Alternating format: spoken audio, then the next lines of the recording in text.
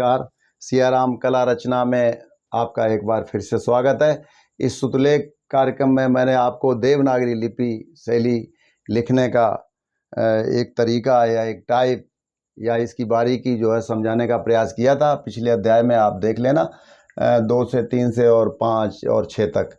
तो लेकिन अब ये चूँकि वीडियो टुकड़ों में बन रहा है तो आपको बारीकी एक बार फिर हर एक एपिसोड में आपको इसकी बारीकी और इसकी तकनीक जो है वो बतानी पड़ेगी।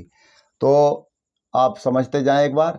ये जो मूल अक्षर है इसके जो कोण है वो 90 अंश के हैं और देवनागरी लिपि शैली के जो सिरे हैं वो 130 अंश के हैं। जैसे आप ये देख रहे हो, हमने ये लाइनें इसीलिए लंबी कर रखी है, इसकी भी लंबी कर रखी यूँ यूँ और इसकी।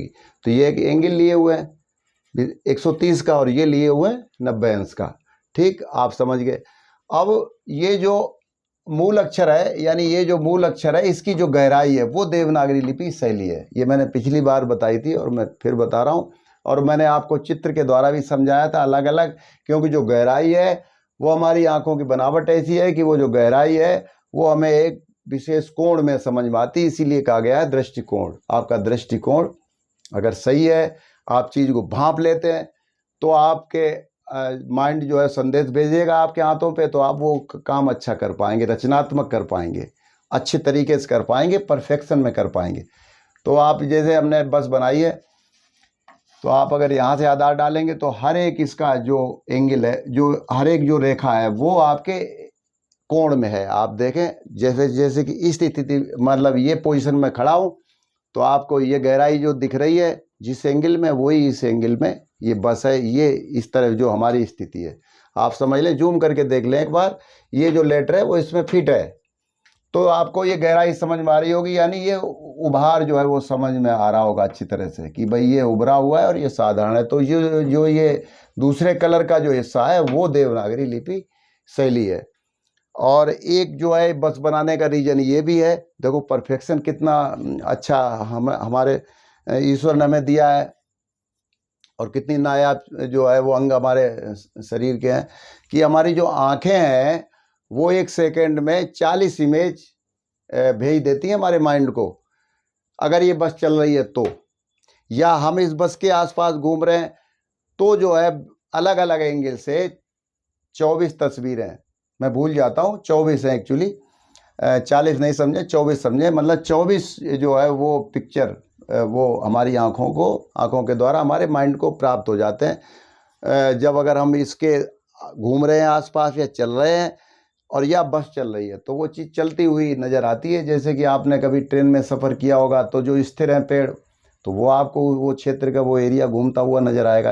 आपकी ट्रेन चल रही है, आप बैठे हैं, लेकिन वो दूर से जो है क्योंकि उसका कारण यही है जो मैंने आपको बताया कि वो 24 चित्र 24 फोटो 1 सेकंड में आंखें लगातार हमारे माइंड को भेज रही होती हैं। इसलिए वो चीज़ जो है स्थिर चीज़ भी हम चल रहे हैं लेकिन वो कोण तो अलग अलग से पड़ रहे हैं ना, दृष्टिकोण। तो वो घूमती हुई वस्तु, कोई पेड़ है या कोई चीज़ है, कोई गाड़ी है या कोई, वो घूमती हुई नज़र आएगी।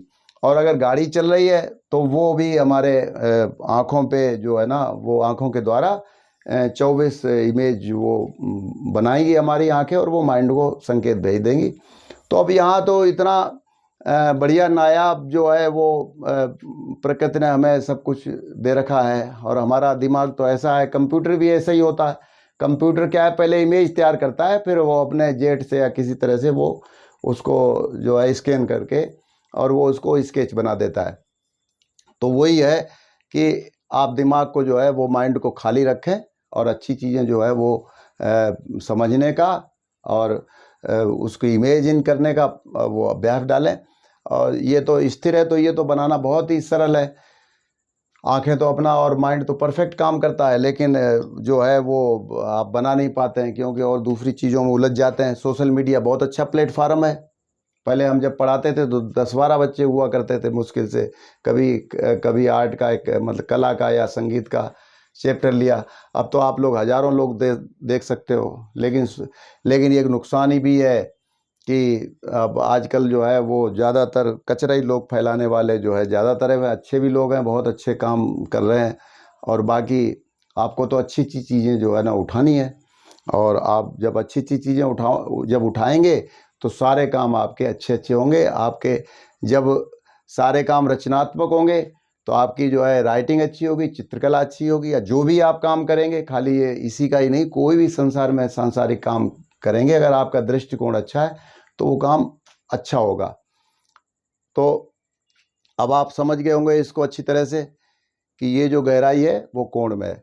तो आज शुरू करते हैं। का, खा, गा, गा, यहाँ मैंने छठे भाग में आपको समझा दिया है।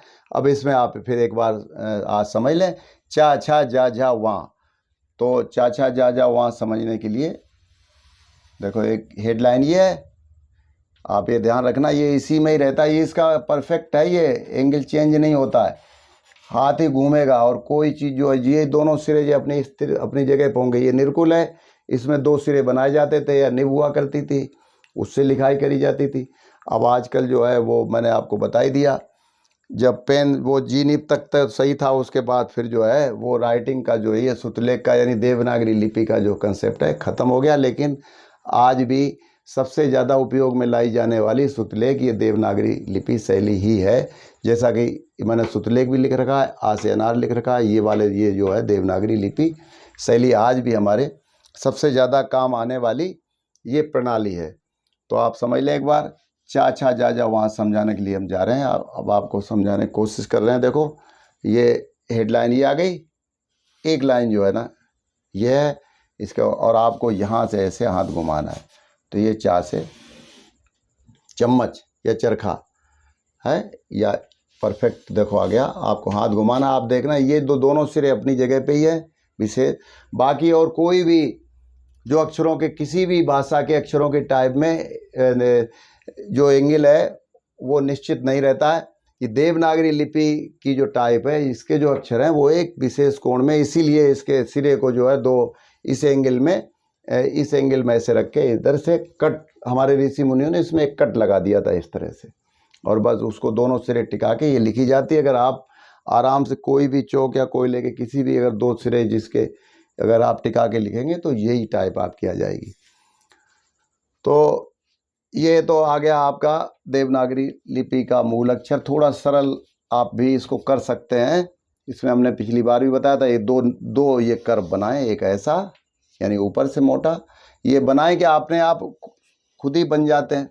जब आप इस चौक को दो सिरों को यूँ रखेंगे और यूँ आएंगे तो ये इधर मोटा हो जाएगा, इधर पतला हो जाएगा, और इधर ये पतला हो जाएगा, और इधर ये मोटा हो जाएगा। आप देख लें, जूम करके देखें, हमारे हाथों को खाली देखें और बाकी इस बोर्ड को देखें, और कोई ज़रूरत नहीं आपको इधर उधर देखने की। तो चा से चरखा, तो ये जो है वो देवनागरी लिपि का मूल अक्षर है। अब इसको सरल करने के लिए आपको देखो एक और तरीका बता देता हूँ, ये सीखने का है। इसके द्वारा आप आसानी से सीख सकते हैं इसको। ये एक इसके समानांतर ये लाइन, ध्यान ये रखना है आपको कि इसके जो सिरे हैं वो एंगल यानी इस कोण में ही होना चाहिए। एक इसके लाइन ये है और एक ये लाइन ये है, ठीक, ये आ गई। अब इस वाले कर्व को जो है ना आपको यूँ मिलाना है, ये ऐसे, और इसको खींच देना है, तो ये सरल आ गया, कहलाई जाएगी ये भी देवनागरी लिपि, क्योंकि इसके सिरे जो है वो एंगल में, यानी ये जो अक्षर है वो इस मूल अक्षर के गहराई का हिस्सा है, ठीक। तो आपका देखो ये चाफे, अब छा से छाता, ये तो आपका ये छा से छाता, ये आ गया। अब इसको सरल आप यूँ लिख सकते हैं, एक हेडलाइन और ये वाला कर्व तो आपको ये तो लेना ही देखो पड़ेगा, ये लेके और फिर ये लाइन सीधी मार दें इसके समानांतर, ठीक है। और एक लाइन जो है ना फिर ये मार दें समानांतर, और यही वाला जो इधर में जो आएगा वो ये वाला कर्व आएगा, इसको यहाँ से यहाँ जोड़ दें, और दो लाइनें जो है ना इसके इधर ले लें, और इसके बाद ये जो नीचे जो जाएगी भागेगी वो ये जीरो पे आ जाएगी, और ऐसे करके इसको ये वाला थोड़ा सा आड़ा लगेगा लेकिन लगेगा ये वाला मिला के, और इसको मिला के ये चा छ, ठीक। अब जा से जहाज,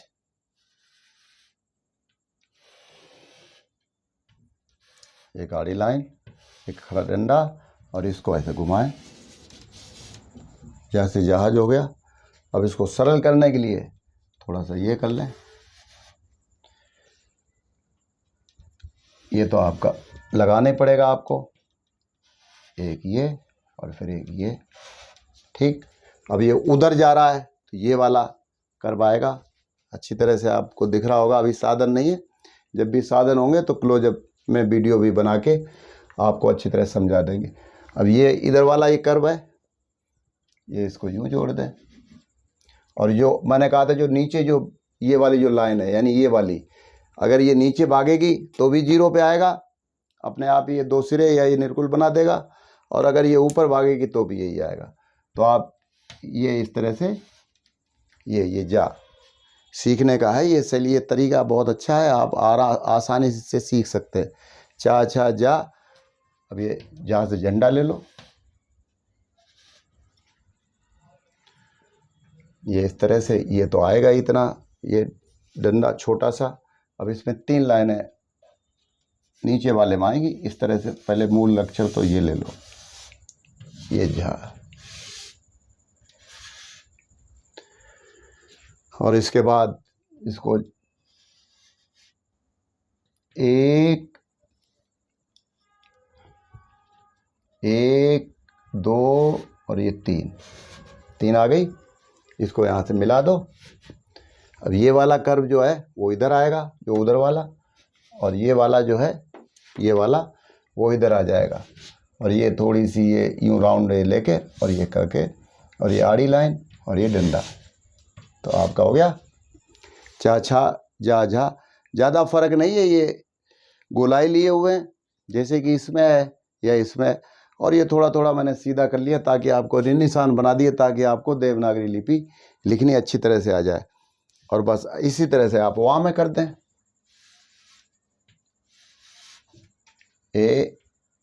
ये तो आ गया आपका ये अक्षर वहाँ।